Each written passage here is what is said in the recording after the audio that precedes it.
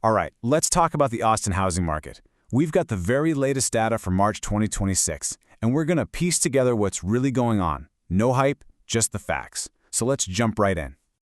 So what is the real story here? I mean, if you live in Austin or you're thinking of buying or selling, you're hearing a million different things, right?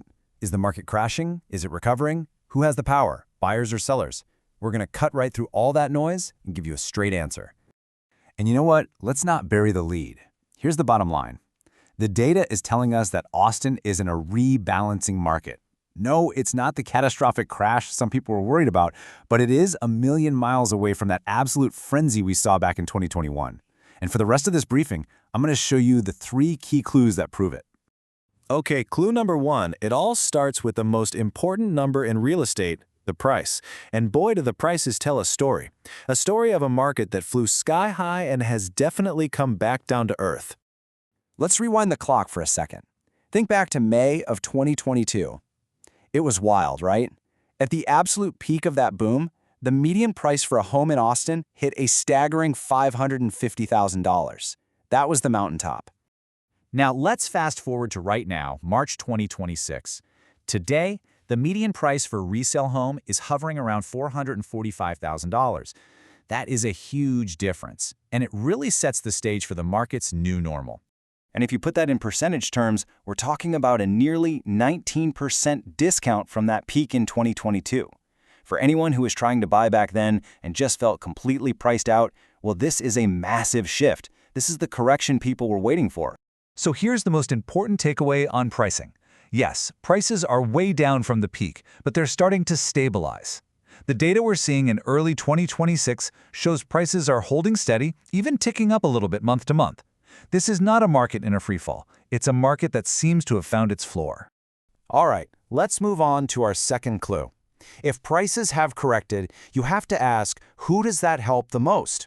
Well, right now, the data is crystal clear on this one. Buyers are in the driver's seat. And the number one reason for that? Inventory. Now, before we look at the numbers, let's quickly talk about this term you hear all the time, months of inventory. It's actually super simple. It just means if nobody listed another house for sale, how long would it take to sell every single home that's currently on the market? Generally, once you get over 4 or 5 months, you're in what we call a buyer's market. Now look at this chart because the shift has been absolutely dramatic. Today, we're sitting at over 5 months of inventory. That is firmly, without a doubt, a buyer's market. Now compare that to the insanity of 2021 when we had less than 1 month of supply. It's a total 180-degree flip. The power has completely changed hands. And it's not just that one number either. All the signs are pointing to buyers having the upper hand. Homes are sitting on the market for an average of 96 days. That's over 3 months. Almost half of all listings have had their prices cut. And with around 14,500 homes to choose from, buyers have more options, more time, and way more negotiating power than they've had in years. Okay, so we've got corrected prices and tons of inventory for buyers to choose from. Pretty straightforward, right? Well, here comes the plot twist. Our third and final clue. Demand is starting to wake up. Now check this out. It's true that most homes are still selling for their asking price or even a little below. But the percentage of homes selling for over the list price is now more than 14%. That's the highest that number has been in a whole year. It might seem small, but it's a really significant signal that competition is creeping back into the market.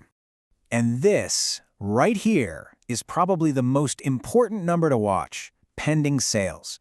These are homes where a contract has been signed, but the deal hasn't closed yet.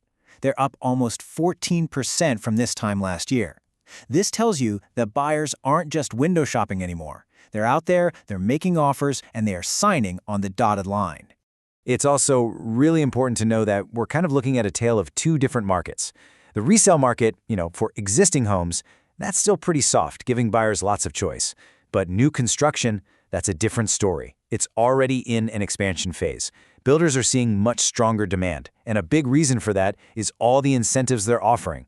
So, let's put it all together. Clue number 1, prices have corrected. Clue number 2, high inventory means buyers have leverage. And clue number 3, demand is returning and starting to shift that momentum. So what on earth does this all mean for you? Let's boil it down to your game plan. For all the buyers out there, the message is pretty clear. Your moment of maximum leverage is happening right now. But that window might be closing as this spring demand really kicks into gear. You should be using the high inventory and all those price cuts to negotiate hard. And with mortgage rates dipping down from their recent peaks, it's a really good time to lock in your financing. Now, for sellers, it's a completely different strategy. You have to price your home for today's market, not the dream prices of 2022. Seriously, overpricing is the biggest mistake you can possibly make right now. And with so much competition out there, your home needs to look perfect to stand out. And finally, you just have to be patient.